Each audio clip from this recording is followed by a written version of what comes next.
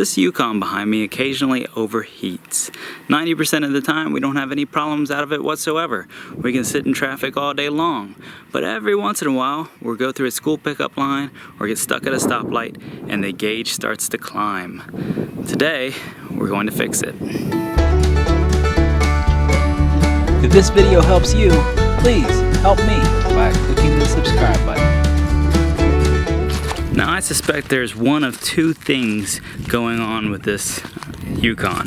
The first thing is we may have a bad thermostat.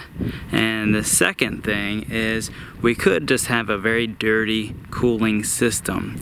Now the good news is in replacing the thermostat, I kind of can fix both issues at the exact same time, and whether it was one or the other, it doesn't really matter.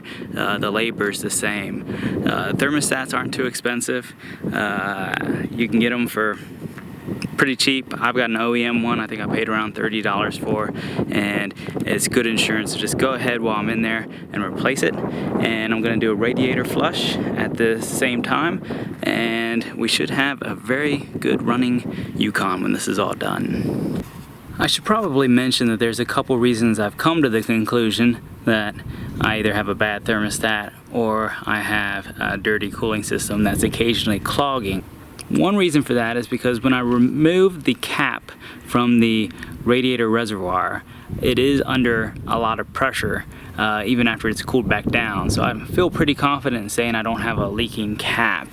Another reason is I don't have any other leaks anywhere in the system that I can find. I've also checked my belt. My belt does not seem to be loose, so I do not feel like it's not turning the water pump adequately. And I've checked to make sure my auxiliary fans are both coming on when it's hot. Lastly, when I am overheating, I have checked to see if it feels like the thermostat is open. And to do that, what I've done is felt the temperature of the lower radiator hose when compared to the top one. And now this is an intermittent problem, which is making this a little bit harder to diagnose, but I do feel like there is a slight temperature difference between the two hoses when the thermostat should be open because it's overheating. And so that's making me think that somewhere I'm either getting a blockage due to a dirty system, or I'm having a thermostat that is sometimes not opening. Now these do not have a radiator cap or a radiator drain plug. Normally, to drain this radiator, you would take the lower radiator hose off, and that could drain the entire cooling system, and you can flush it that away. In our case, since we are changing the thermostat anyway, we're just going to go ahead and break this thermostat housing open right here. You see, this is a lot easier to get to than that lower radiator hose, and we're going to just go ahead and take a couple bolts off and pull that thing out of there. There are two 10mm bolts on this thermostat housing. Make sure you have a bucket under your car. It's also not a bad idea to remove the front plastic skid plate so that things are more easily drained down into your buckets.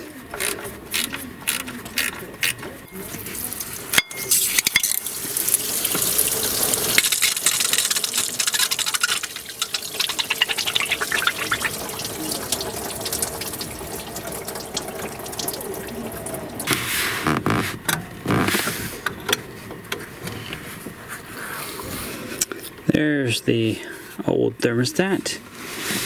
Go ahead and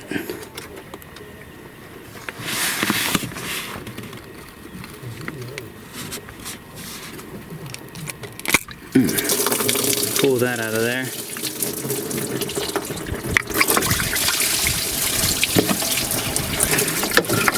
And then I'm going to lower this hose down below the radiator so that it continues to drain.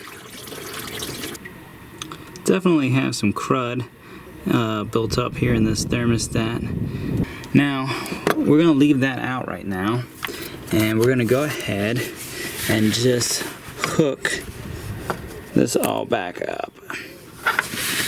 With the thermostat out, we'll be able to do this cooling system flush a whole lot faster and easier.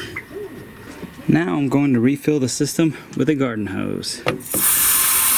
I'm not always convinced that you can get coolant throughout your whole system with no air very easily by just filling your reservoir. I like to go ahead and remove this radiator hose, this top one.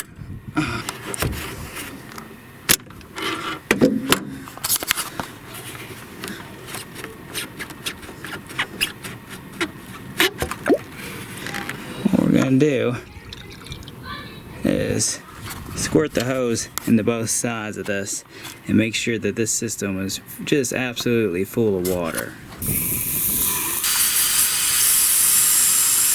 Start this thing up. Let that run for about 10 minutes and now I just turned it off. We're gonna let it all cool down and then drain all that water out. Now we're gonna do the exact same thing. Remove this thermostat housing, let the water drain out of it. Got the thermostat housing put back on again. Now we're going to add some radiator flush. I don't think it really matters which brand you use, but I've got Blue Devil.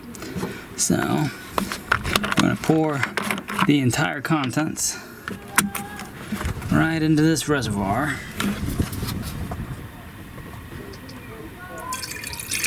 It's important to make sure that this goes ahead and gets all the way out of your reservoir before you start adding any water, because you want to make sure that this is actually working its way through your cooling system and not just sitting in the reservoir while you do this. Just like before, we're going to add water and let it burp. And we're going to let this engine run now for at least 10 minutes. I'm actually probably going to let it run longer than that, so long as it doesn't overheat.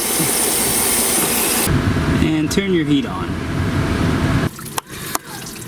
Just like before, I let this engine cool down a little bit. Remove that cap to relieve the pressure, and then started taking the thermostat housing off to drain it. We now have the cooling system flushed thoroughly. I'm going to go ahead, put this new thermostat in. Easy to do. Stick it here in the housing. Push it in there real good. And slide the housing back where it's supposed to be. And now just tighten down those two 10mm screws. The new thermostat is in and that's all hooked back up.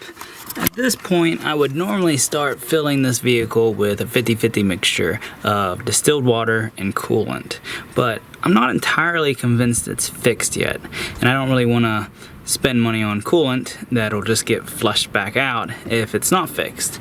So what I'm gonna do is just go ahead and fill this thing up with straight garden hose water, and I'll probably leave it in there for a couple weeks, and if it does not overheat, then I'll drain that out and I will then fill it properly.